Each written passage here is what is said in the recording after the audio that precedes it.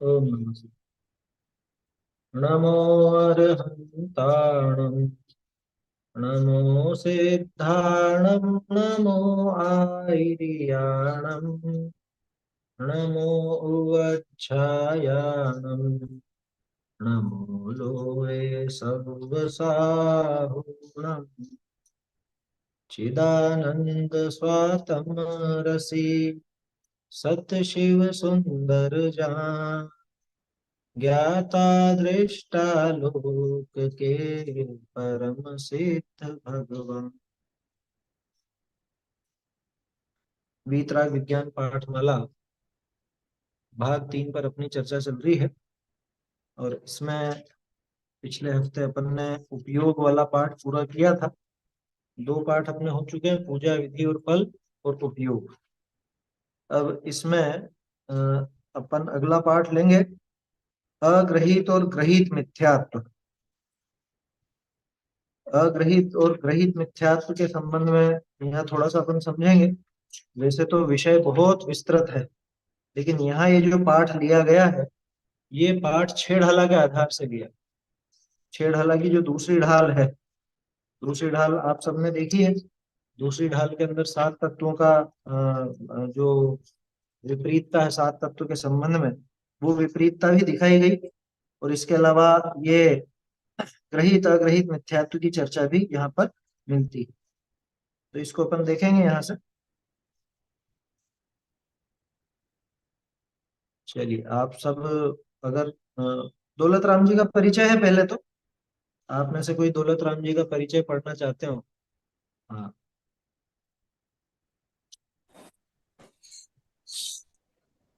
पढ़िए। एक सेकंड, अपूर्व जी आध्यात्म स्क्रीन प्रेमी पर दिखा सके पंडित। तो दिखा दीजिए।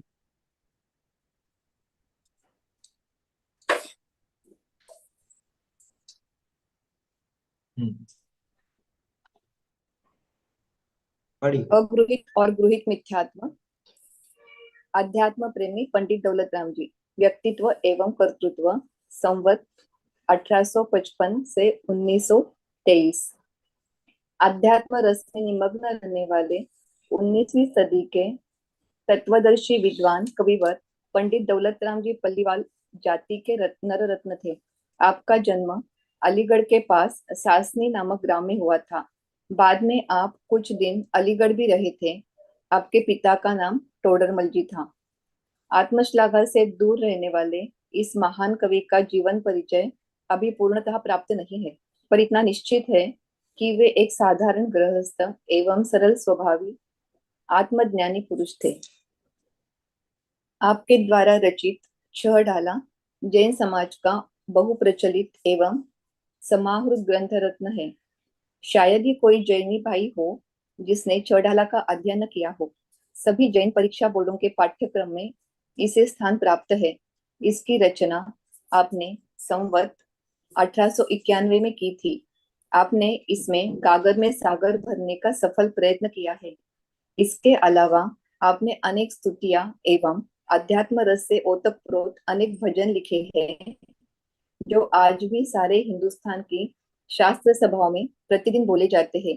आपके भजनों में मात्र भक्ति ही नहीं, गुण तत्व भी भरे हुए हैं।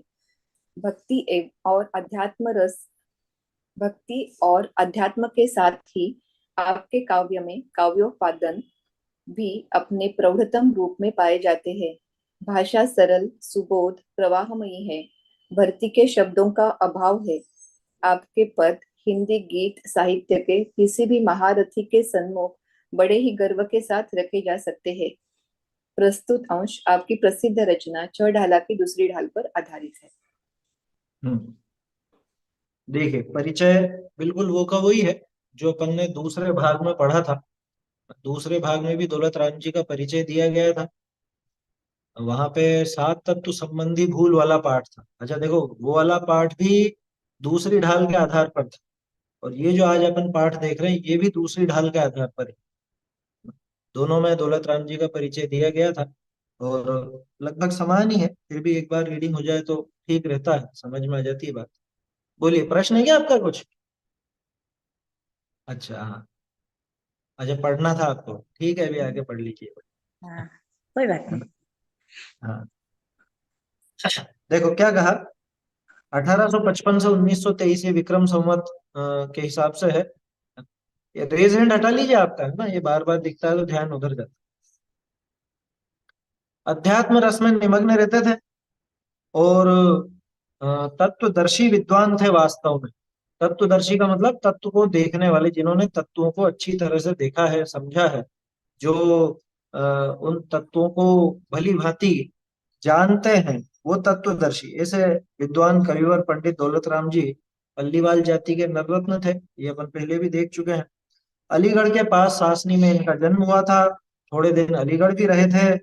और चिंतामणि बजाज, ये बड़े सेठ थे, उनकी सुपुत्री के साथ इनका विवाह हुआ था, कपड़े का व्यापार था। ये सब बातें सामान्य रूप से अपन ने देखी थी। आत्मश्लाघा से दूर रहने वाले महान कवि का जीवन परिचय अभी पूर्णतः प्राप्त नहीं। आत्मश्लाघा यानी आत्म प्रशंसा, खुद की प्रशंसा करते नहीं है, तो खुद के बारे में कुछ लिखते नहीं। अब लिखे नहीं तो अपने को पता कैसे तो हम लोगों को पता नहीं चल पाता कि इनके जीवन में क्या क्या घटनाएं घटी और क्या विशेषता थी। ये जरूर निश्चित है कि साधारण गृहस्थ और सरल स्वभावी आत्मज्ञानी पुरुष थे। साधारण गृहस्थ क्यों कहा, कि भाई बहुत रुपए पैसे वाले हों, बड़े सेठ हों, ऐसा नहीं था। एक साधारण गृहस्थ थे ना, सामान्य रूप से इनका जीवन चलता था। आत्मज्ञानी थे, इतनी पक्की बात।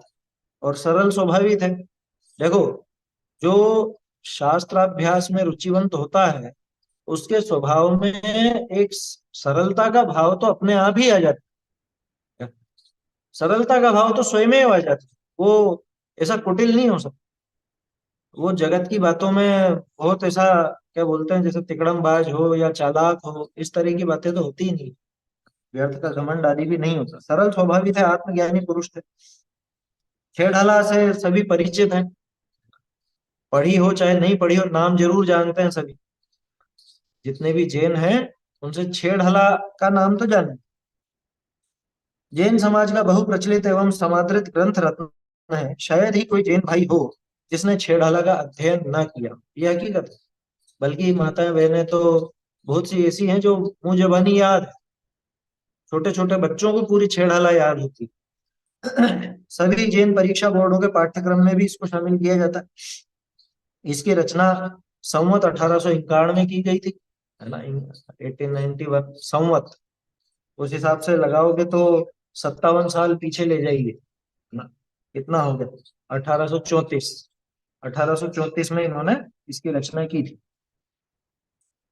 आपने इसमें गागर में सागर भरने का सफल प्रयत्न किया है। इसके अलावा आपने अनेक स्तुतियां एवं अध्यात्म रस से ओतप्रोत अनेक भजन लिखे हैं, जो आज भी सारे हिंदुस्तान की शास्त्र सभाओं में प्रतिदिन बोले जाते हैं।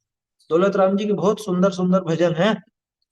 आपने आध्यात्मिक भजनों की कैसेट भी सुनी होगी, तो इनके भजन सबसे ज्यादा लिए जाते हैं, क्योंकि धुनों में और उसमें बहुत अच्छे से बैठ जाते। माने काव्य बहुत ऊंची श्रेणी का है। मात्र भक्ति नहीं, गूढ़ तत्व भी भरे हुए हैं उन भजनों में। पूरी भक्ति के लिए लिखे हो ऐसी बात नहीं है। गंभीर से गंभीर तत्व भी उसके अंदर अपने को मिल जाते। भक्ति और अध्यात्म के साथ साथ ही आपके काव्य में काव्योपादान भी अपने प्रौढ़तम रूप में पाए जाते हैं। माने जिससे एक काव्य ऊंचा काव्य कहलाए, एक कवित्व की शक्ति जिसमें दिखे, ऐसी सब चीजें, जैसे छंद हो गए, अलंकार हो गए, भाषा का सरल सहज प्रयोग हो गया, ये सारी चीजें जो काव्य के उपादान कहलाते हैं। माने काव्य के विशेष गुण, वो काव्य उपादान, वो सब अपने प्रौढ़तम रूप में पाए जाते हैं। माने कोई ऐसा नहीं कि हर कोई लिख देवे इनके जैसा का। बहुत गंभीर और कायदे से लिखे हुए पद हैं इनके। भाषा सरल सुबोध और प्रवाहमयी है। सरल है ना, सुबोध है, आसानी से समझ में आ सकती है। देखो, सरल आसानी से बोलने में आवे, सुबोध आसानी से समझने में आवे, और प्रवाहमयी, प्रवाहमयी, जीबान अटकती नहीं है। आप बोलते चले जाइए, वो एकदम आराम से निकलती जाती, जीबान पर बैठ जाते हैं वो शब्द। भर्ती के शब्दों का अभाव। भर्ती के शब्द किन्हें कहते हैं, ये छंद पूरा नहीं हो रहा तो बीच में जू, सू या सो कुछ भी इसे डाल दिया, हो, ऐसे ऐसे शब्द डाल करके छंद को पूरा करना, वो भर्ती के शब्द कहलाते। भर्ती माने जिनको ऐसे ही डाल दिया बस छंद पूरा करने के लिए, जिनका कोई अर्थ नहीं। तो भर्ती के शब्द आपको नहीं मिलेंगे। अपने जितने भी महाकवि हैं, जितने भी अपने कवि हुए हैं उनके भर्ती के शब्द मिलेंगे ही नहीं। ये एक बहुत बड़ा गुण होता है कवि, क्या उसके काव्य में अगर भर्ती के शब्द हैं, माने वो अपने भावों को अपनी भाषा से सही तरह से अभिव्यक्त नहीं कर सकता। और अगर भर्ती के शब्द बिल्कुल नहीं है, माने वो बिल्कुल परफेक्ट है अपने भावों को अपनी भाषा के द्वारा कहते। आया समझ में? भर्ती के शब्द कौन डालेगा? भर्ती वही डालेगा कि जिसके पास अब जगह तो बहुत खाली बच रही है, लेकिन कहने को कुछ बचा नहीं, तो भर्ती के शब्द डालता है। ऐसा ही होता है। भर्ती के शब्दों का अभाव। आपके पद हिंदी गीत साहित्य के किसी भी महारथी के सम्मुख बड़े ही गर्व के साथ रखे जा सकते। अरे गीत और संगीत दोनों में इनके पदों, मतलब गजब का ही कमाल दिखाते हैं इनके पद। गीत और संगीत में अंतर तो मालूम है ना? गीत होते हैं जो सिर्फ गाया जाए, जिसमें कोई धुन वगैरह या समझ लीजिए वादित्र बाजे जो होते हैं, बाजे नहीं हो, नृत्य नहीं हो, वो अकेला गीत के। और बाजा और नाचना गाना, नाचना ये शामिल हो जाए तो संगीत कहलाता है। गीत और संगीत में अंतर। संगीत माने आपको वो जो सुर ताल वगैरह और वो सारे वाद्य यंत्रों से आवाज बनाई जाती है, वो संगीत में। गीत में तो अकेला वो जो शब्द है उस वो। खैर, तो कैसा भी हो, इनके पद, मतलब इनकी दो रचनाएं अपने को दिखती है, छेड़ाला और एक ये पद मिलता है। इसके अलावा सकल गेय गायक की स्तुति मिलती है। मैंने एक जगह ऐसा प्रयोग देखा है कि छेड़ाला के मंगलाचरण के रूप में सकल गेय गायक की स्तुति दी गई। ऐसा भी प्रयोग मैंने देखा है पुरानी पांडुलिपियों में, हस्तलिखित पांडुलिपियों में। किसी ने उसको लिखा, उस पर बाकायदा लिखा हुआ मंगलाचरण। मंगलाचरण में सकल गेय गायक की पूरी स्तुति दी और फिर उसके बाद छेड़ाला की रचना लिखी।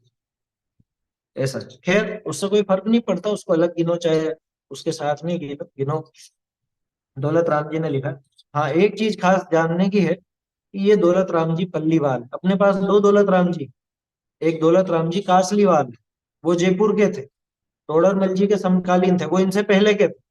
ये बाद वाले दौलत राम जी हैं, लेकिन ज्यादा प्रसिद्धि इनकी। इन्होंने छेड़ाला की और जो पदों की रचना की उससे इनकी ज्यादा प्रसिद्धि हुई। उन्होंने ज्यादातर जो अपने क्या कहें, प्रथमान योग के ग्रंथ है, प्रथमान योग की भाषा लिखी। मतलब हिंदी अनुवाद उन्होंने लिखा, पद्य अनुवाद नहीं, गद्य में। पद्म पुराण वचनिका, हरिवंश पुराण वचनिका, आदि पुराण वचनिका, ऐसे वचनिकाएं उन्होंने खूब लिखी है। और क्रिया कोश भी है उनका। क्रिया कोश बहुत सुंदर है, उसमें चरणानुयोग की बातें मिलती हैं। तो वो अलग रचनाकार है, ये अलग है, ये खास ध्यान रखने की बात। चलिए, तो ये तो परिचय था। वैसे भाग दो में भी अपन इनका परिचय देख चुके हैं और अलग से भी अपन ने नोट किया है।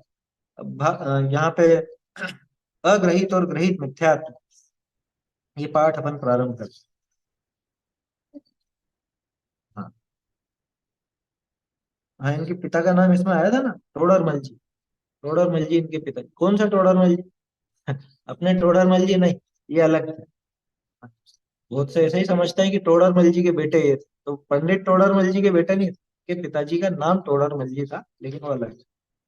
वो खंडेलवाल थे, ये पल्लीवाल। यूं ही अंतर पता चल जाता है। चलिए पढ़ते हैं, अग्रहित और ग्रहित मिथ्यात्व। दो जने आप में से जो भी पढ़ना चाहें।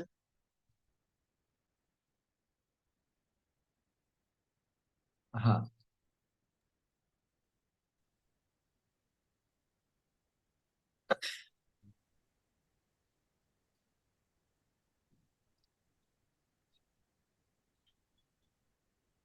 एक तो रेखा जी ने पहले भी हाथ खड़ा किया था, एक तो वो पढ़ लेंगे, और एक और पढ़ लीजिए। हाँ, बोलिए। है ढाला में किसकी कथा है? अध्यापक, हमारी तुम्हारी और सबकी कथा है। इसमें तो इस जीव के संसार में घूमने की कथा है। यह जीव अनंत काल से चारों गतियों में भ्रमण कर रहा है, पर इसे कहीं भी सुख प्राप्त नहीं हुआ। यही तो बताया है पहली ढाल में। यह संसार में क्यों घूम रहा है और किस कारण से दुखी है? इसी प्रश्न का उत्तर दूसरी ढाल में दिया गया है। ऐसे मिथ्या जग ज्ञान चरण वस भ्रमत भरत दुख जन्म मरण। यह जीव मिथ्या दर्शन, मिथ्या ज्ञान और मिथ्या चरित्र के वश होकर इस संसार इस प्रकार संसार में घूमता हुआ जन्म मरण के दुखों से उठा रहा है। यह मिथ्या दर्शन, मिथ्या ज्ञान और मिथ्या चारित्र क्या है जिनके कारण सब दुखी है? जीवादि 7 तत्वों के विपरीत सिद्धांत को मिथ्यात्व है। इसे ही मिथ्या दर्शन भी कहते हैं। जीव अजीव आदि 7 तत्वों को तुमने पहले सीखे थे ना, वे वैसे ही है। वैसे न मानकर उल्टा मानना ही विपरीत सिद्धांत है।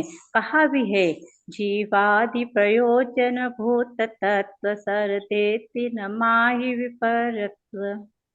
इस मिथ्यात्व के चक्कर में हम कब से आ गए? यह तो अनादि से है, जब से हम है तभी से है, पर हम इसे बाहरी कारणों से और पुष्ट करते रहते हैं। और यह 2 प्रकार का होता है, एक ग्रहित मिथ्यात्व और एक दूसरा अग्रहित मिथ्यात्व। यह ग्रहित और अग्रहित क्या भला है? जो बिना सिखाए अनादि से ही शरीर रागादि पर पदार्थों में अहम बुद्धि है, वह तो अग्रहित ध्यात्व है। और जो कुदेव कुगुरु और कुशास्त्र के उपदेशादि से अनादि से चली आ उल्टी मान्यताओं की पुष्टि होती है, वह ग्रहित ध्यात्व है। ग्रहित अथवा बिना ग्रहण किया हुआ और अग्रहित जो बिना ग्रहण किया हुआ और ग्रहित अर्थात ग्रहण किया हुआ है। ऐसे तो ग्रहित और अग्रहित मिथ्या ज्ञान भी होता होगा। हाँ हाँ, होता है। जीवादि तत्वों के संबंध में तो अनादि से ही अज्ञानता है, वह तो अग्रहित ज्ञान है। और जिसमें विपरीत वर्ण द्वारा रागादि का पोषण किया गया हो, उन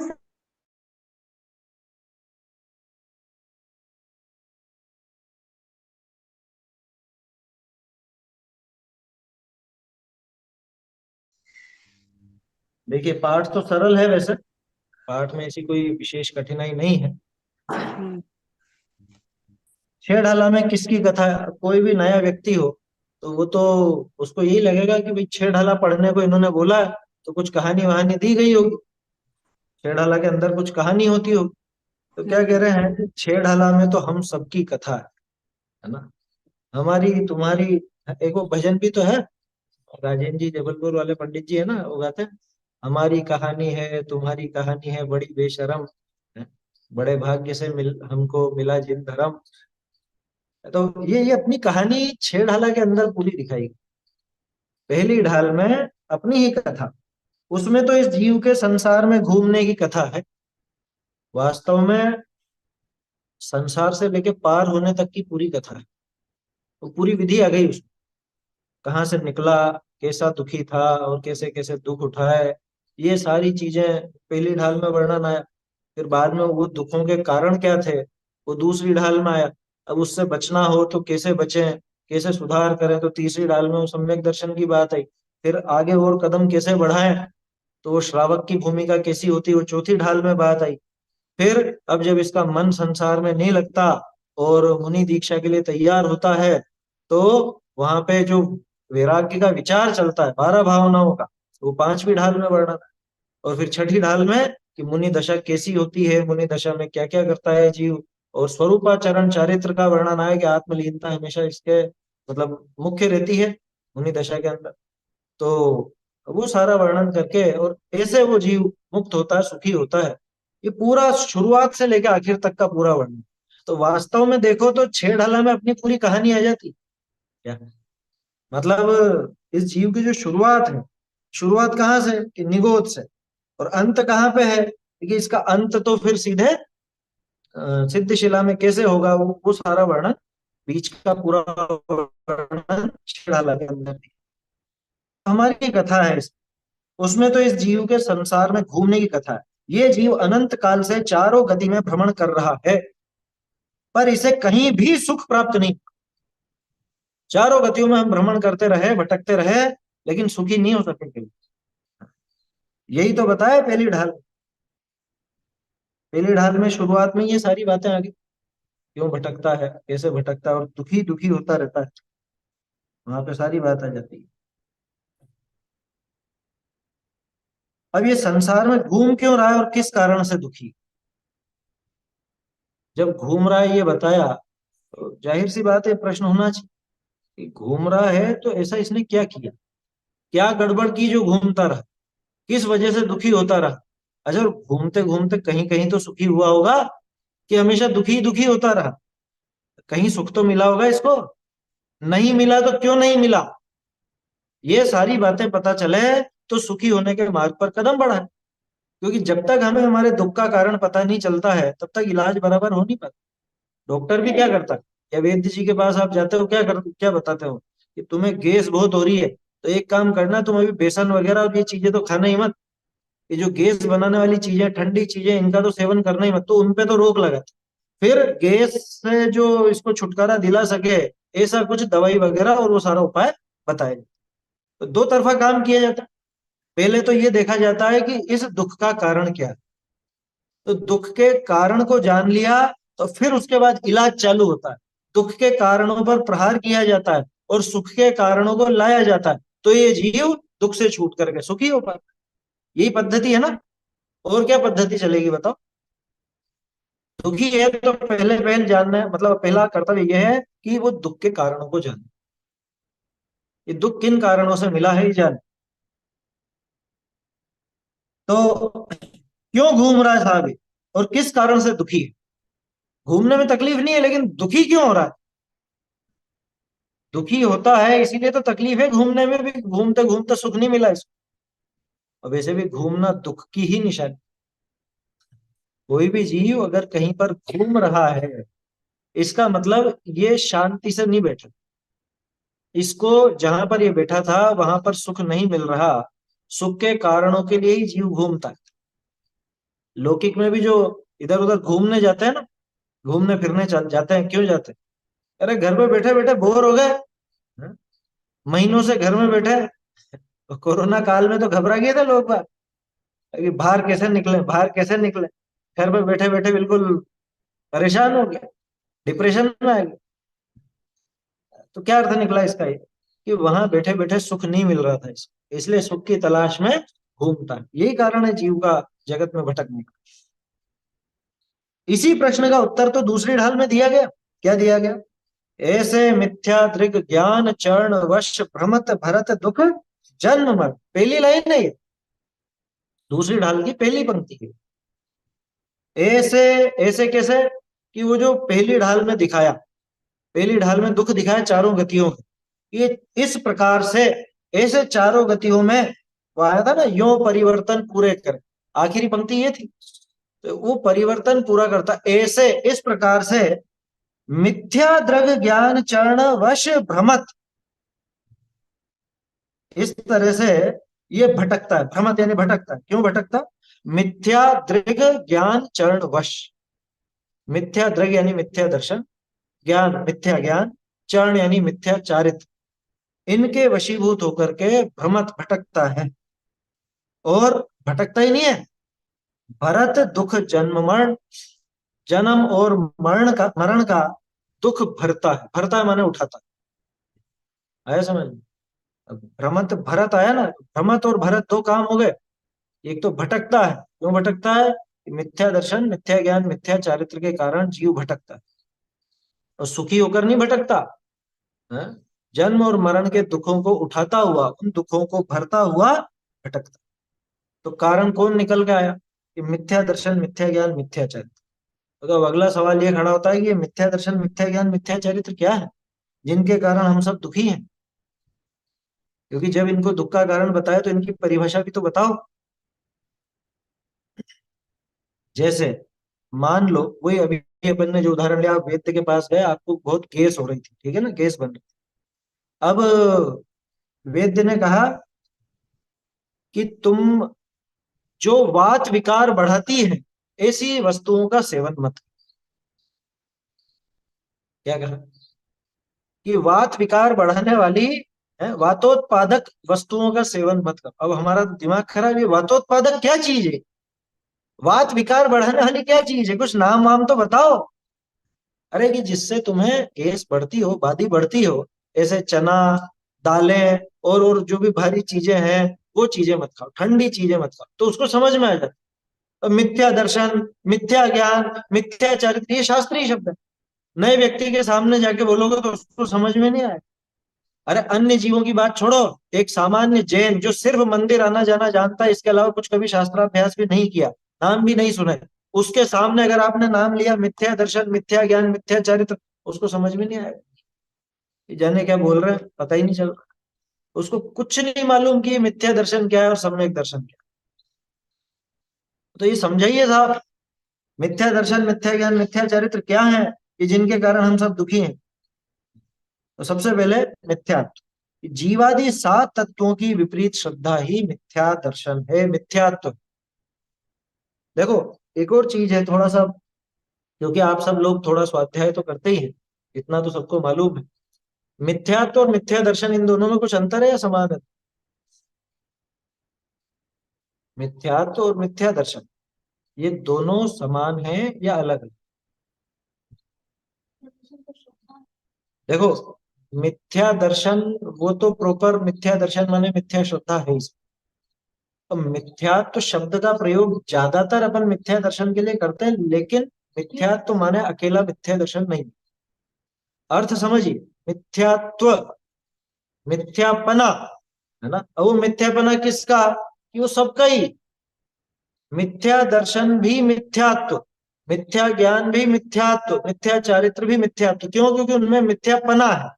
तो मिथ्यापना माने मिथ्यात्व, ठीक है। श्रद्धा का मिथ्यापना उसको कहते हैं मिथ्या दर्शन, ज्ञान का मिथ्यापना वो कहलाता है मिथ्या ज्ञान, चारित्र का मिथ्यापना कहलाता है मिथ्या चारित्र। या दूसरे शब्दों में कहूं, श्रद्धा का मिथ्यात्व मिथ्या दर्शन, ज्ञान का मिथ्यात्व वो मिथ्या ज्ञान, चारित्र का मिथ्यात्व वो मिथ्या चारित्र। समझ में आया? तो ये शब्द की थोड़ी सी बारीकी अपने को समझना चाहिए। अधिकांश जगह पे मिथ्यात्व को मिथ्या दर्शन के लिए काम में लिया जाता है, क्योंकि सारा खेल मिथ्या दर्शन का ही तो है। जो मिथ्यापना ज्ञान में या चारित्र में भी आया है, वो आया उस मिथ्या दर्शन की वजह से। इसीलिए है ना, अधिकांश जगह पे मिथ्या दर्शन के लिए भी मिथ्यात्व शब्द का प्रयोग किया जाता है। लेकिन अब चूंकि अपन तो स्वाध्यायी है, तो अपने को ये जानकारी होनी चाहिए कि मिथ्यात्व का अर्थ अकेला मिथ्या दर्शन नहीं है, बल्कि मिथ्यापना।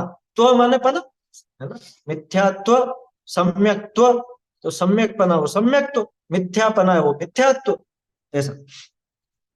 तो जीवादि 7 तत्वों की विपरीत श्रद्धा ही मिथ्यात्व है, इसे ही मिथ्या दर्शन भी कहते हैं। सब आप जानते हो ये तो, तत्वार्थ श्रद्धानम सम्यक दर्शन। अब इसका उल्टा कर दो कि तत्वार्थ का सही श्रद्धा नहीं होना मिथ्या दर्शन। जीवादि प्रयोजन भूत तत्व सर्धे तिल माही विपर्य, तो ये आगे की लाइन है ही सही। देखो क्या कह रहे हैं, जीवादि 7 तत्वों की विपरीत श्रद्धा ही मिथ्यात्व है, इसे ही मिथ्या दर्शन भी कहते हैं। जीव अजीव आदि 7 तत्व तो तुमने पहले सीखे थे ना, वे जैसे हैं उन्हें वैसे न मानकर उल्टा मानना ही विपरीत श्रद्धा है। वैसे देखा जाए तो भाग 1 के अंदर अपन ने 7 तत्व पढ़ लिए थे, भीतरा विज्ञान भाग 1 में 7 तत्व वाला पाठ आया था, और भाग 2 में 7 तत्व संबंधी भूल वाला पाठ भी अपन पढ़ चुके। और वो यही पाठ है असल में, क्या यही पाठ है का मतलब कि वो भी दूसरी ढाल के आधार पर लिखा हुआ है, उसमें 7 तत्व की विपरीत श्रद्धा दिखाई। अब यहाँ पे चूंकि वहां मिथ्या दर्शन की तो बात हो गई, लेकिन मिथ्या ज्ञान मिथ्या चरित्र की बात नहीं हुई थी ना, तो इसलिए ये पाठ अलग से लिखा था, और इसी बहाने ग्रहित और अग्रहित की चर्चा भी कर ली। तो 7 तत्वों के बारे में आप सब जानते हैं, जीव अजीव आश्रव बंध संवर निर्जरा मोक्ष, इनका जैसा जो स्वरूप है वैसा अगर सही सही समझे, सही सही माने तब तो ठीक है, लेकिन ये वैसा नहीं मानता, कुछ और प्रकार से मान लेता है। जैसा अपन ने देखा था, चेतन को है उपयोग रूप, बिन मूरत चिन्ह मूरत अनूप, ताको न जान, ताको न जान विपरीत मान, करी करे देह में निज पिछान। वो सारी बातें थी ना, मैं सुखी दुखी, मैं रंग राव, मेरे धन ग्रह गोधन प्रभाव, मेरे सुत ती, मैं सबल दीन बेरूप सुभग मूरख प्रवीण है, तन उपजत अपनी उपज जान, तन नशत आपको नाश मान, रागादि प्रकट ये दुख देन, लेकिन तिन्ही को सेवत गिनत चेन, शुभ अशुभ बंध के फल मजार, रति अरति करे निज पद विसार, आत्महित हेतु विराग ज्ञान, लेकिन ते लखे आपको कष्ट दान। उसमें दोनों चीजें थी, वो जो पीछे भाग 2 में अपन ने पाठ पढ़ा था, और ये जो दूसरी ढाल है उसमें आधी पंक्ति में सही मान्यता देते हैं दौलत राम जी, और उसके बाद लेकिन ये जीव क्या करता है, वो विपरीत मान्यता भी साथ में दे देता है। ऐसा है। तो 7 तत्व के संबंध में जो हमने पढ़ा है, सीखा है, 7 तत्व वैसे ही, लेकिन उनको वैसा न मानकर उल्टा मानना, वो विपरीत श्रद्धा है। सरल है, उल्टा मानना। अब उल्टा कैसे मानना, कि खुद जीव नहीं है, खुद जीव है, शरीर नहीं है, और शरीर में ही अपनापन मान करके बैठ गए, अनादिकाल से खुद को शरीर रूप ही मानते। मैं गोरा हूँ, मैं काला हूँ, मैं लंबा हूँ, मैं मोटा हूँ, मैं पुरुष हूँ, मैं स्त्री हूँ, मैं बालक हूँ, मैं वृद्ध हूँ, ये मान्यता चलती रही ना अनादिकाल से। अरे मैं मनुष्य हूँ, या वो जानवर कहता है मैं तिर्यंच हूँ। तो उसमें देह में आत्म बुद्धि पड़ी रही, बाहरी वस्तुओं में आत्म बुद्धि। आत्म बुद्धि माने ये मैं हूं ऐसी बुद्धि है, समझ में। अहम बुद्धि भी कहते हैं उसको। अहम बुद्धि बोलो, आत्म बुद्धि बोलो, एकत्व बुद्धि बोलो, एक ही चीज है। ये तीनों नाम एक ही बात के लिए हैं, एकत्व बुद्धि, अहम बुद्धि और आत्म बुद्धि। ठीक है ना, ये तीनों एक ही चीज है। ममत्व बुद्धि अलग है। ममत्व बुद्धि में मेरापना, उसमें मेरापना, तो उसमें किसी अन्य वस्तु को अपना समझता है, वो ममत्व बुद्धि कहलाती है ना। ममत्व बुद्धि का ही विस्तार कर्तृत्व बुद्धि और भोक्तृत्व बुद्धि, कि मैं इसका कर्ता, ये मेरा कर्ता, मैं इसका भोक्ता या ये मेरा भोक्ता। ये सारी चीजें हैं, ये ज्ञान प्रधान चीजें हैं ममत्व बुद्धि जो है, और उसमें कर्तृत्व और भोक्तृत्व की बात। और ये जो अहम बुद्धि है, जिसमें मैं पने की बात आती है, ये इसकी मान्यता। अब अगर वो अहम सही जगह पर, माने मैं पना अगर सही जगह पे पड़ा है तो सम्यक है। सही जगह पे माने जो मैं हूं आत्मा, मैं हूं जीव। अब मैं स्वयं को अगर जीव मानूं, जीव स्वीकार करूं, अपने आत्म स्वरूप में ही अहम बुद्धि रखूं, तो वो अहम सच्चा अहम है, सच्ची श्रद्धा है, सम्यक दर्शन है।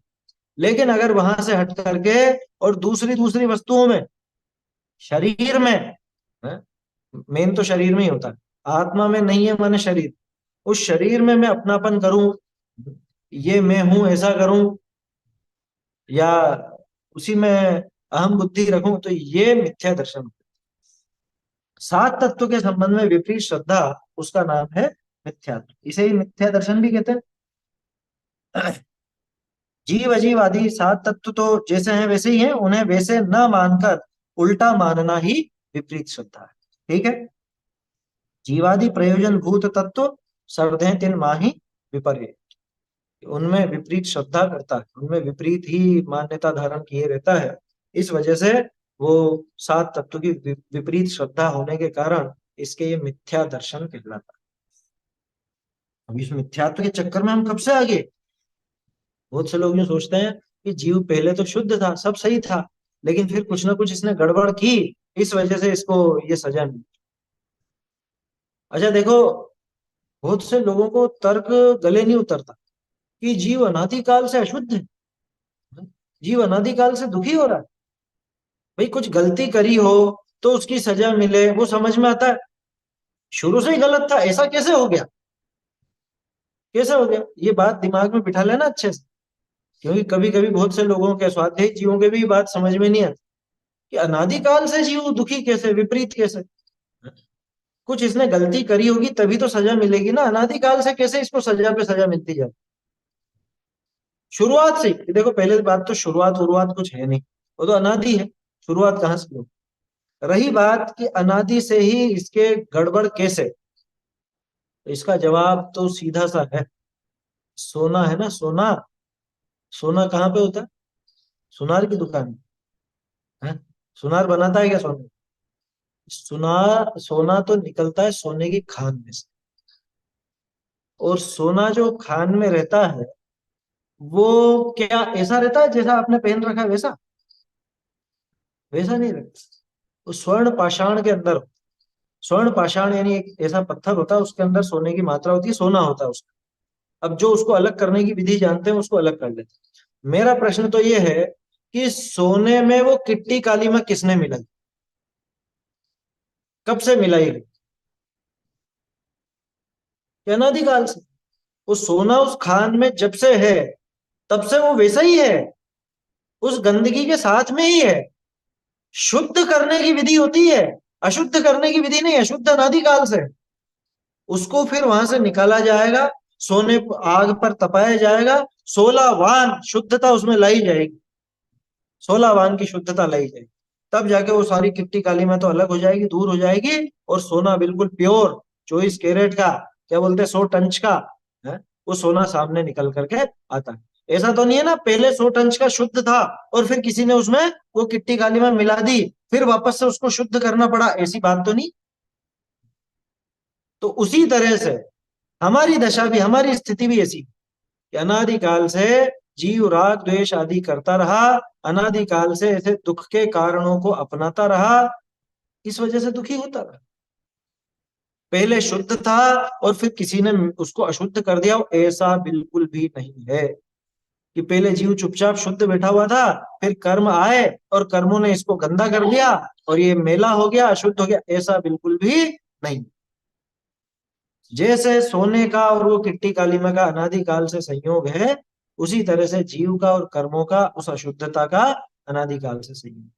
और जैसे कुछ विशेष प्रयोग करके उस सोने को शुद्ध किया जाता है, उसी तरह से सम्यक दर्शन आदि का विशेष प्रयोग करके इस जीव को भी शुद्ध किया जाता है। ऐसी सीधी सी गणित है।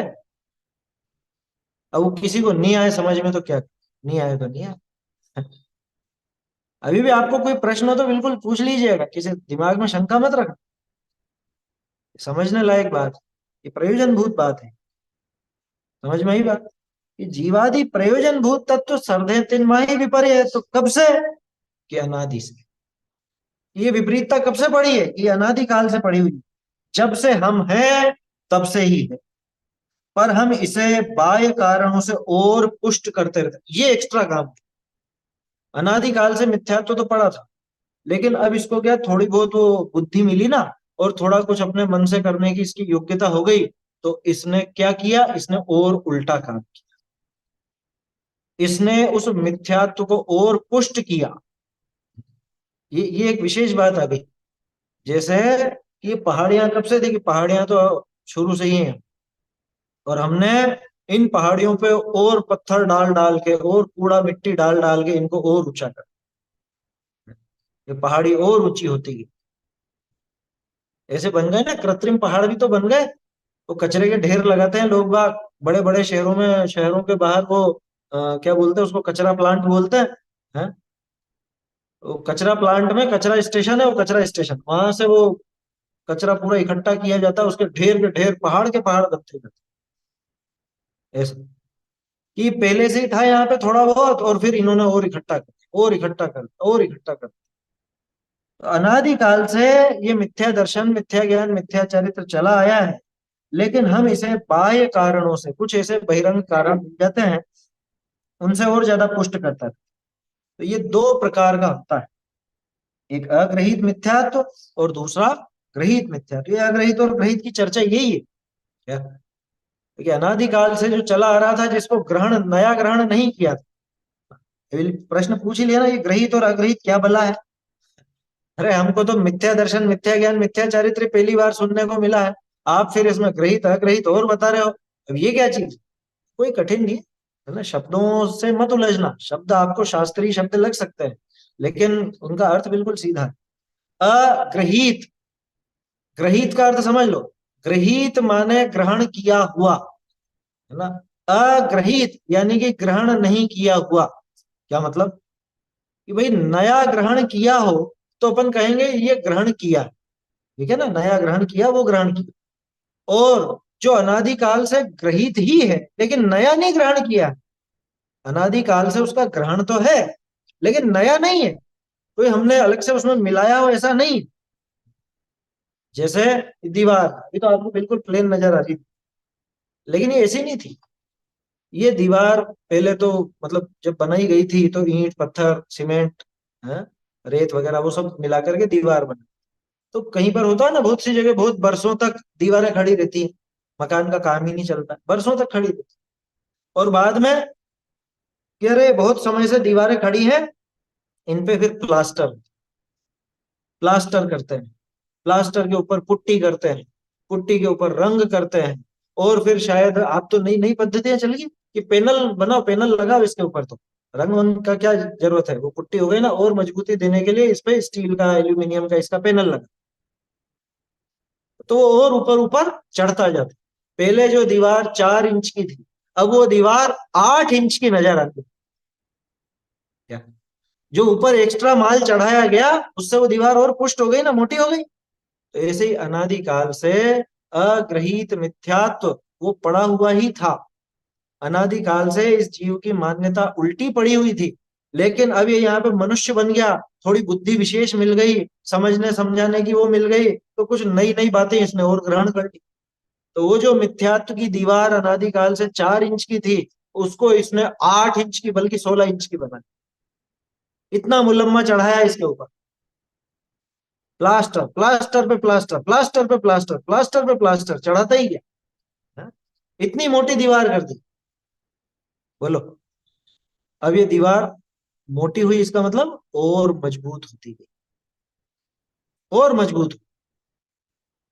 समझ में आ रही है बात? इसमें आगे एक लाइन आएगी, ओशे चिर दर्शन मोह एव, इन्होंने नहीं लिया यहाँ पे, नहीं, इस पाठ के अंदर नहीं लिया, लेकिन 6 डाला आप पढ़ोगे तो वहां पे वो चीज आ जाएगी। ओशे चिर दर्शन मोह एव, चिर यानी अनादिकाल से चला आया जो दर्शन मोह, अनादिकाल से चला आया जो मिथ्यात्व है, उस मिथ्यात्व को पुष्ट करने वाला ये ग्रहित मिथ्यात्व होता है। अनादिकाल से जो चल रहा था वो तो था अग्रहित मिथ्यात्व, और उस अग्रहित मिथ्यात्व को और ज्यादा पुष्ट किया, और ज्यादा मजबूती प्रदान की, किसने? ग्रहित मिथ्यात्व। देखो एक चीज और बताता हूं, ये जो प्रकरण है ना, मूल में आप देखने जाओगे तो आचार्यों ने ग्रहित अग्रहित मिथ्यात्व का नाम ही नहीं लिया। उनकी नजर में तो सिर्फ मिथ्यात्व है। ये तो हमारे विद्वानों ने समझाने के लिए भेद किया है ना। वास्तव में मिथ्यात्व तो मिथ्यात्व है, मिथ्यात्व माने उल्टी मान्यता, अब वो शुरू से चली आई हो या नई पैदा की हो। लेकिन इसको और डिटेल से समझाने के लिए और अच्छे से समझाने के लिए, या यूं कहूं कि इसका नाश का उपाय कैसे बने, उसकी एक सुव्यवस्थित विधि बताने के लिए हमारे विद्वानों ने, बनारसी दास जी ने, टोडरमल जी ने, दौलत राम जी ने, इन्होंने अग्रहित ग्रहित मिथ्यात्व की बात बताई कि क्यों, इससे मिथ्यात्व को तोड़ने में क्या सहायता मिलेगी। इससे सहायता ऐसी मिलेगी कि इस जीव को समझ में आएगा पहले क्या तोड़ा जाए। समझ में आ रही बात? ये सीधे 7 तत्व का श्रद्धांत सही करना चाहता है, लेकिन इसको देवशास्त्र गुरु का श्रद्धांत भी अभी सही नहीं है। देव संबंधी, शास्त्र संबंधी, गुरु संबंधी अपनी जो विपरीत मान्यता जो इसने नई बनाई है, उसको ये छोड़ना नहीं चाहता, और 7 तत्व की सही समझ करना चाहता। तो हमारे विद्वानों ने ये जाना कि ये इसकी दिशा गलत है, ये उल्टा काम कर रहा है। मैं क्या चाह रहा हूं कि ऊपर का प्लास्टर तो नहीं टूटे और अंदर की ईंटें निकल जाएं, हैं? अंदर की जो ईंटें हैं, अंदर की जो दीवार बनी हुई है वो टूट जाए, लेकिन ऊपर का प्लास्टर नहीं टूटे, ऊपर की पुट्टी पे खरोंच भी नहीं आए। हो सकता है? तो हमारे विद्वानों ने समझाया कि तेरा ये प्रयास उल्टा है। इस वजह से उनको ये समझाना पड़ा, ये मिथ्यात्व को 2 भागों में बांटना पड़ा। आचार्यों ने नहीं बांटा, अग्रहित और ग्रहित मिथ्यात्व का भेद आचार्यों ने नहीं किया। आप ढूंढने जाओगे तो मूल ग्रंथों में नहीं मिलेगा, ये बाद के विद्वानों के ग्रंथों में मिलेगा, और ये बहुत बड़ा योगदान है उनका। क्यों? कि हमको एक वर्गीकरण करके दिखा दिया गया कि ये चीज ग्रहित मिथ्यात्व है, ये चीज अग्रहित मिथ्यात्व, और विधि बता दी कि अगर तुझे ये दीवार तोड़नी है तो पहले पहल क्या टूटेगा, कि पहले पहल तो वो बाहर का प्लास्टर टूटे। तो सबसे पहले ग्रहित मिथ्यात्व पर प्रहार होगा, और हम उल्टा चलते हैं। हम क्या करना चाहते हैं? पोषे चिर दर्शन मोह एव, तो जो पोषण कर रहा है पहले उसको नहीं हटाते, जिसका पोषण हुआ है उसको खत्म करना चाहते। अरे उस तक पहुंच ही नहीं पाओगे तुम। अगर ग्रहित मिथ्यात्व नहीं टूटा तो अग्रहित मिथ्यात्व तक तो पहुंच ही नहीं सकते। देव शास्त्र गुरु के संबंध में अगर विपरीतता पड़ी हुई है तो 7 तत्वों को सही कैसे मान लोगे, बताओ तो? क्योंकि सीधा सवाल खड़ा होगा, ये 7 तत्व किसने पैदा किए, मतलब 7 तत्व का वर्णन किसने किया? सच्चे देव ने, सच्चे गुरु ने ना, सच्चे शास्त्रों ने ना। है? तो जब तुझे सच्चे देव शास्त्र गुरु की श्रद्धा नहीं है, तो उनके बताए हुए 7 तत्व पर श्रद्धा कैसे होगी? ये बहुत गंभीर बात है, इसको समझिए। अधिकांश लोग इतने चालाक हो गए हैं कि उनको कि आप हमारे देव शास्त्र गुरु के संबंध में बात मत करो, हाँ वो तो हम हमारे हिसाब से देख लेंगे, आप तो हमको आत्मा परमात्मा की बात बताओ। कि तुझे आत्मा की बात समझ में कैसे आएगी जब उसे बताने वालों पर ही तुझे सही श्रद्धा नहीं है, उनके बताने वालों की तूने विपरीत श्रद्धा कर रखी है, उनका स्वरूप ही विपरीत मान रखा है, तो उन्होंने क्या बताया वो चीज तो सेकेंडरी है ना, उसकी सही श्रद्धा कैसे कर लेगा? अरे बिल्कुल सीधा सा, आपको अगर मुझ पर प्रतीति नहीं है, तो मुझ पर अगर आपको श्रद्धा नहीं है, तो मैं जो कुछ कहूंगा उस बात पर श्रद्धा हो सकती है क्या? नहीं हो सकती। तो उस बात की सही श्रद्धा करने के लिए जिसने वो बात कही है, ऐसे देव शास्त्र गुरु, इनके संबंध में भी सही श्रद्धान होना जरूरी है। और इनके संबंध में जो गलत श्रद्धान होता है उसी का नाम है ग्रहीत मिथ्यात्व, ग्रहीत मिथ्या दर्शन, ग्रहीत मिथ्या ज्ञान, ग्रहीत मिथ्या चारित्र। ये यहाँ तो तीनों समझना है, ये अकेला ग्रहीत मिथ्यात्व की बात नहीं, क्योंकि अधिकांश अपन वो ग्रहीत मिथ्यात्व की तो बात कर लेते हैं, लेकिन ग्रहीत मिथ्या ज्ञान और ग्रहीत मिथ्या चारित्र की बात नहीं। ये कुछ क्रियाएं भी ऐसी है जो हमने नई नई पैदा कर ली हमारे मन से, और उसको हम धर्म समझने लग गए। तो ये दिमाग से वो भ्रांति भी निकालनी पड़ेगी कि इन क्रियाओं में धर्म नहीं। उसे निकाले बिना कैसे इसकी मान्यता सही हो, कैसे सही होगी बताओ? आप तो वो उदाहरण याद रखो, बिल्कुल 100% परफेक्ट उदाहरण है दीवार का और प्लास्टर। वो जो अंदर की दीवार है वो है अग्रहित मिथ्यात्व जैसी, और ऊपर जो प्लास्टर है वो ग्रहित मिथ्यात्व जैसी। बस ये गणित आपको समझ में आ गई तो पूरा खेल समझ में आ गया। अंदर की दीवार को मजबूती किसने दी? कि बाहर के प्लास्टर। तो अनादिकालीन ग्रहित अग्रहित मिथ्यात्व को मजबूती किससे मिलती है? ग्रहित मिथ्यात्व से। क्या ऐसा संभव है कि मैं ग्रहित मिथ्यात्व तो न छोड़ूं और अग्रहित मिथ्यात्व का त्याग कर दूं? कोई जीव ऐसा भी तो हो सकता होगा, है? कि ग्रहित मिथ्यात्व पढ़ा है तो पढ़ा, हमने अग्रहित मिथ्यात्व तो छोड़ दिया। हो ही नहीं सकता कि पहले प्लास्टर ही टूटेगा, दीवार बाद में टूटेगी, पहले ग्रहित मिथ्यात्व ही जाएगा, उसके बाद ही अग्रहित मिथ्यात्व जाएगा। यही विधि है, यही क्रम है। इस क्रम को समझाने के लिए ही विद्वानों ने अग्रहित और ग्रहित मिथ्यात्व की बात की। समझ में आई बात? बोलिए। सर, गृहित मिथ्यात्व की बात तो वर्तमान की समझ में आती है, लेकिन अगृहित में क्या क्या एग्जांपल्स दे सकते हैं हम लोग? अगृहित अग्रहित में, अग्रहित का अपन ने जो पहले पिछले भाग में पाठ पढ़ा ना, वो सारा अग्रहित मिथ्यात्व का। फिर भी एग्जांपल्स क्या? एग्जाम्पल ये है, राग अच्छा लगता है ना, राग अच्छा लगता है कि नहीं, ये अग्रहित मिथ्यात्व। अनादिकाल से मेरे जो भाव है, मेरे जो भी भाव, अब वो शुभ हो चाहे अशुभ, मेरे घर वालों के प्रति जो राग है उस भाव को मैं बुरा नहीं मानता, उस भाव को बुरा नहीं मानता, ये मेरी आश्रव तत्व संबंधी है। अरे मुझे तो बहुत दुख है, ये कर्म का ऐसा उदय आया, इसकी वजह से मैं तो बहुत दुखी हूँ, कर्म के उदय ने मुझे ऐसा दुखी कर दिया। आपके यहाँ से डिस्टरबेंस बहुत है ना, माइक बंद कर लीजिए दोनों, पीछे से डिस्टरबेंस बहुत है। मेरे तो ऐसे ऐसे कर्म का उदय आ गया, ये कर्म की वजह से मैं बहुत दुखी हूँ, इस जीव ने मुझे दुखी कर दिया, इसकी वजह से मुझे ये कष्ट है। ये सब क्या है? ये अग्रहित मिथ्या। मेरे जो सुख दुख का करता नहीं है उसको मैंने सुख दुख का करता मान लिया। शुभ और अशुभ बंध का जो फल मिलता था उसमें मैं रति और अरति करता हूँ। शुभ अशुभ बंध के फल में जहाँ रति अरति करे, निज पद विसार, अपने स्वरूप को नहीं पहचाना, ये अग्रहित मिथ्या। अरे ज्यादा डिटेल में जाने की जरूरत ही नहीं, अपने आत्म स्वरूप की प्रतीति नहीं हुई ना, ये अनादिकाल से चला आया अग्रहित मिथ्यात्व है।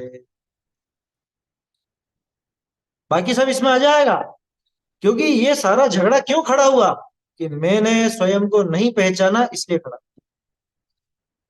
है ना। आत्म स्वरूप की प्रतीति नहीं होने की वजह से ये अग्रहित मिथ्यात्व चला है, और रही सही कसर मैंने ग्रहित मिथ्यात्व के माध्यम से पूरी कर। मैंने वो ग्रहित मिथ्यात्व की वजह से इसको और पुष्टता प्रदान कर दी, और मजबूत कर दी। ऐसी गड़बड़। बोलिए। कर्म के उदय से सुखी दुखी होना मिथ्यात्व कैसे है? अग्रहित मिथ्यात्व, क्योंकि जिनवाणी में तो उपदेश है ऐसा कि कर्म का उदय है तुझे, ऐसे बोलते हैं ना। वो व्यवहार से कथन है सामान्य, सुखी दुखी होना नहीं, कर्म के उदय में। जैसे पुण्य का उदय आया तो मैं उसमें रति करने लगा, हाँ हाँ मैं तो सुखी हो गया, मैं तो सुखी हो गया। पुण्य के उदय में खुद को सुखी समझना भूल है या नहीं, ये बताओ आप। क्योंकि पुण्य के उदय में अगर सुखी हो जाता है जीव तो फिर तो हो चुका होता अब तक सुखी। आज तक क्या इसके पुण्य का उदय नहीं है? लेकिन पुण्य का उदय भी संसार ही तो था, वहां भी आकुलता थी। उस आकुलता को इसने दुख नहीं माना, और बाहर में जो अनुकूलता मिली, क्या अनुकूलता, आकुलता नहीं कह रहा हूं, अनुकूलता जो मिली, उस अनुकूलता में ये खुश हो गया, और जो प्रतिकूलता मिली उसमें घबरा गया। जबकि ना तो प्रतिकूलता इसको छूती थी, ना अनुकूलता इसको छूती थी। शुभ अशुभ बंध के फल मझार, रति अरति करे। अब जो पुण्य का उदय आया उसमें भला मानने लग गया, पाप के उदय को बुरा मानने लग गया। ये मिथ्यात्व ही तो है। आप कह रहे हो कि कर्म के उदय में दुखी होता है, अरे हर कर्म के उदय में दुखी होता है। यूं कहो, पाप के उदय में तो दुखी समझने लग गया खुद को, लेकिन पुण्य के उदय में कहाँ दुखी समझता? पुण्य के उदय में खुद को सुखी समझने लग गया, ये इसकी भूल। तो कर्म के उदय में खुद को दुखी मानना कैसा? हर समस्या, हर प्रकरण, चाहे वो पुण्य का उदय हो चाहे पाप का उदय, हर जगह स्वयं को दुखी महसूस करे, तब तो बात सही है। आया समझ में? 923 पुत्रों को नहीं, ग्रहित नहीं था, अग्रहित था सिर्फ, अग्रहित था, ग्रहित नहीं था। क्योंकि वो तो, उनको ग्रहित का मौका ही कहाँ लगा, उनको ग्रहित का मौका ही नहीं लगा। देखो, ये मनुष्य पर्याय की और खास तौर पे पंचम काल की एक ऐसी विडंबना है, जबरदस्त विडंबना, कि हमको यहाँ पे मोक्ष मार्ग तो उपलब्ध हुआ है, लेकिन मोक्ष मार्ग के साथ ही, मोक्ष मार्ग के साथ का मतलब ये भी परिस्थिति बनी है कि ग्रहित मिथ्यात्व का पोषण करने वाले साधनों की भी कोई कमी नहीं। अब ये हमारे ऊपर है कि हम किधर जाते। मोक्ष मार्ग उपलब्ध नहीं हो ऐसी बात नहीं है, लेकिन अधिकांश जगह मोक्ष मार्ग के नाम पे विपरीतता ही हाथ आती। अन्य मतों में तो वो है ही सही, अन्य मतों की बात छोड़ो, जैन में आकर के भी सही मान्यता धारण नहीं कर पाता, अपनी मान्यता को सही नहीं कर पाता, ये इसके नया ग्रहित मिथ्यात्व चल पड़ता। और अधिकांश, मालूम है आपको, अधिकांश ग्रहित मिथ्यात्व धर्म के नाम पर चलता है। क्योंकि जहां धर्म नहीं है उसको धर्म समझता है जी, जो देव नहीं है उसको देव समझता है, जो शास्त्र नहीं है उसको शास्त्र समझता है, जिसमें गुरु के लक्षण नहीं है उसको गुरु समझता है। यही तो ग्रहित मिथ्यात्व है, और किसका नाम है ग्रहित मिथ्यात्व? समझ में आ रही है बात? हाँ, ये सारी चीजें उस ग्रहित मिथ्यात्व के अंदर शामिल हो जाती, आएगी और डिटेल से चर्चा आएगी। देखो, ग्रहित मिथ्यात्व का प्रकरण तो बहुत विस्तृत है, उस पर अलग से चर्चा करने जाए तो 5-7 दिन पूरे हो जाते हैं। पहले भी चर्चाएं बहुत लंबी लंबी चली है अपनी ग्रहित मिथ्यात्व के ऊपर। अभी तो पाठ के माध्यम से जो, अच्छा खास चीज यहाँ पे मिथ्या ज्ञान और मिथ्या चारित्र दिखाना, क्योंकि मिथ्या दर्शन की चर्चा पहले कई बार हो चुकी, पिछले भाग में भी हो चुकी। यहाँ मिथ्या ज्ञान मिथ्या चारित्र की मुख्यता से है बात, और वो भी ग्रहित और अग्रहित दोनों। क्या कह रहे हैं? जो बिना सिखाए अनादि से ही, किसी ने सिखाया नहीं था इसको, अनादि काल से ही राग आदि पर पदार्थों में अहम बुद्धि है। राग आदि पर पदार्थ, हम तो समझ रहे थे राग आदि हमारे, अरे यही तो मिथ्या बुद्धि है। राग आदि जो हमारे स्वभाव नहीं है उसको अपना स्वभाव समझना, उसको अपने स्वरूप में शामिल समझना, ये मिथ्या मान्यता ही तो है। इसको मिथ्या तो नहीं कहें तो क्या कहें? बिना सिखाए अनादिकाल से ही शरीर रागादि पर पदार्थ, तो अब शरीर भी पर पदार्थ और रागादि पर पदार्थ। अब बहुत से इसमें भी क्या करते हैं कि यार शरीर तो ज्यादा बड़ा पर पदार्थ है, रागादि तो फिर भी। अब कह रहे भैया, तू जब तक रागादि को शरीर जैसा ही पर पदार्थ नहीं मानेगा तब तक तेरे रागादि मिटने का उपाय बन नहीं सकता। कि रागादि कितने पर पदार्थ हैं, कितने पर हैं? कि जितना पर शरीर है उतना ही पर राग द्वेष, ये मानना पड़ेगा। उतना ही परायापन स्वीकार करना पड़ेगा कि नहीं थोड़े तो मेरे हैं ना, थोड़े तो मेरे, कि जहां तूने ये इनको अपना मानने की जुगत बिठाई वहीं पे तेरा मिथ्यात्व खड़ा हो, वहीं तेरा मिथ्यात्व खड़ा हो जाए। तुझे तकलीफ क्या है? क्यों तू रागादि को अपना मानना चाहता? क्यों तू अपना बनाना चाहता है? अनादिकाल से तो अपना मानता ही आया है ना। वो आश्रव तत्व संबंधी भूल में और क्या है? रागादि प्रकट जे दुख देन तिन्हीं को सेवत गिनत चैन। उनका सेवन करते हो। कैसे सेवन करते हो? अपना मानते हो। तो अपना ही तो मानता हूं उन कषाय भावों को, उन विपरीतताओं, जबकि वो पर्याय में ही नष्ट होने वाले हैं, एक एक पर्याय में आने जाने वाले हैं।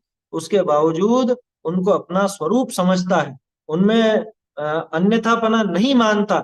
ये इसकी सात तत्व संबंधी भूल चलती, जो बिना सिखाए ही, किसी ने सिखाया नहीं था, अनादिकाल से शरीर में रागादि पर पदार्थों में अहम बुद्धि है, अनादिकाल से चल रही है इसकी। बोलो, ये शरीर मैं हूं, ये शरीर मेरा है, ऐसा किसी ने सिखाया इसको? अरे, वो जो निगोदिया जीव आज तक निकला नहीं है निगोद में से, है ना, होते हैं ना नित्य निगोद वाले, आज तक नहीं निकले। तो आज तक जो नहीं निकला है वहां से, उस जीव को जाकर के किसने सिखाया कि तू शरीर है? ऐसा किसी ने सिखाया उस? किसी ने नहीं सिखाया उसको। ये किसने सिखाया कि ये जो भाव है ये अच्छे हैं? खुद के ही भाव है। वो राग द्वेष आदि वो खुद के ही मानता है और अच्छे मानता है। अरे, तुमको ऐसा गुस्सा नहीं करना चाहिए, किया तो किया, मेरी मर्जी। वो उस गुस्से को बुरा नहीं मानता, उस क्रोध को अपना ही मानता है, और अपना है तो बुरा कैसे माने? समझ में आ रही है बात? उस विकार को बुरा तो तब मानेगा ना जब दूसरा समझेगा उसे। समस्या सबसे बड़ी यह है कि मैं उस विकार को अपना माने बैठा हूं, और अपना मानता हूं तो बुरा नहीं मान सकता, क्योंकि अपने को बुरा कौन कहे? समझ में आ रही है बात? ऐसा है। तो जो बिना सिखाए शरीर में रागादि पर पदार्थों में अहम बुद्धि पड़ी है, ये मैं हूं ऐसी बुद्धि पड़ी है, वह तो अग्रहित मिथ्यात्व है। और जो कुदेव कुगुरु और कुशास्त्र के उपदेश आदि से अनादि से चली आई उल्टी मान्यता की पुष्टि होती है। जे कुगुरु कुदेव कुधर्म सेव पोषे चिर दर्शन मोह। ऐसा आप पढ़ोगे दूसरी ढाल में। अनादिकाल से तो मान्यता चली रही थी, लेकिन अब नए ऐसे देव शास्त्र गुरु ऐसे मिल गए इसको। ये तो सच्चे ढूंढने गया था, ये तो ढूंढने गया था कि कोई मुझे मोक्ष से, मतलब इस संसार से पार उतार कर मोक्ष पहुंचाने वाला देव शास्त्र या गुरु मिले। लेकिन इसका दुर्भाग्य ऐसा था जो कुदेव आदि के हत्थे चढ़ गए। इसको मिल गए कुदेव कुगुरु कुशास्त्र। मैं तो सच्चे गुरु खोजने गया, और दुर्भाग्य से वो खोटे गुरु मिल गए। उन्होंने उल्टी मान्यता को और पुष्ट कर दिया। उन्होंने मेरी उस विपरीत मान्यता को और पुष्ट कर दिया, पोषण दे दिया उसको। तो वो जो पोषण है वो है ग्रहित मिथ्यात्व। और उस पोषण में सहायक कौन बनते हैं? कि कुदेव कुगुरु कुधर्म। अब ये कौन है कुदेव कुगुरु कुधर्म?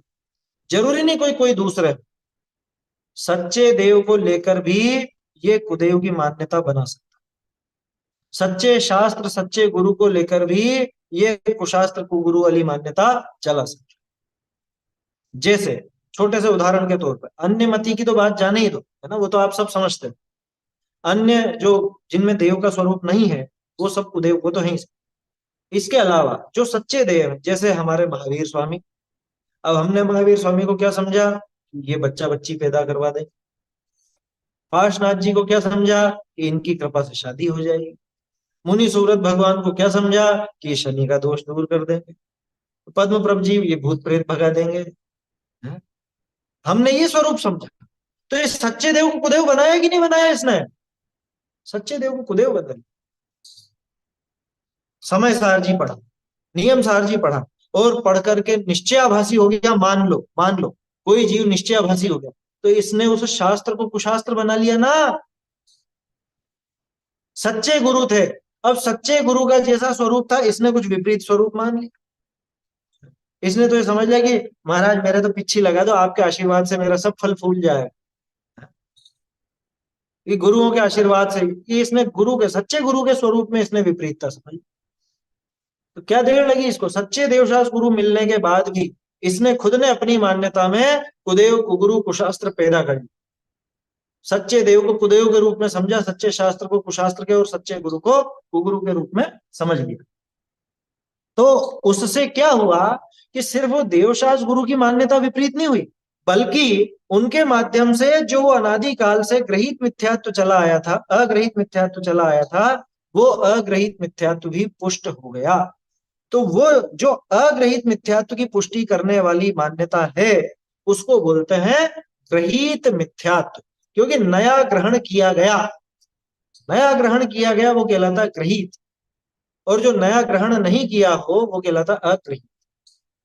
ठीक है, उस मान्यता की पुष्टि होती है, उल्टी मान्यता है, वह ग्रहित मिथ्यात्व। अग्रहित अर्थात बिना ग्रहण किया हुआ, और ग्रहित अर्थात ग्रहण किया। तो ये तो ग्रहित अग्रहित मिथ्या दर्शन की बात थी। आगे मिथ्या ज्ञान और मिथ्या चरित्र की बात भी इस पाठ में आएगी। अभी तो समय हो गया है अपना, फिर कल अपन इसको देखेंगे। सरल पाठ है। मेरा आप सबसे कहना है कि 6 ढाला की दूसरी ढाल आप पढ़ करके आए, तो दूसरी ढाल के आधार पे ही ये पूरा पाठ लिखा गया, तो आसानी से आपको ये पाठ समझ में आ जाएगा। पाठ बिल्कुल सीधा सरल है, कठिन नहीं, समझ में आने जैसे। कल करेंगे चर्चा। चैतन्य का स्मरण प्रतिक्षण ही करो रे, भव के अनंत दुख को क्षण में हरो रे, अक्षय अनंत निज सौख्य निधान पाओ, गाओ अरे इसी के गीत गाओ। माँ के घट जिन धुनि अब प्रगटी, माँ के घट जिन धुनि अब प्रगटी, जागृत दशा भई अब मेरी, सुप्त दशा भी घटी, जग रचनाधि सत अब मोको, जैसी रहट घटी, माँ के घट जिन धुनि अब प्रगटी, वे भ्रम तिमिर हरन निज दृग की, जैसी अंजन वटी, ताते स्वानुभूति प्रापति ते, कर परिणति सब हटी।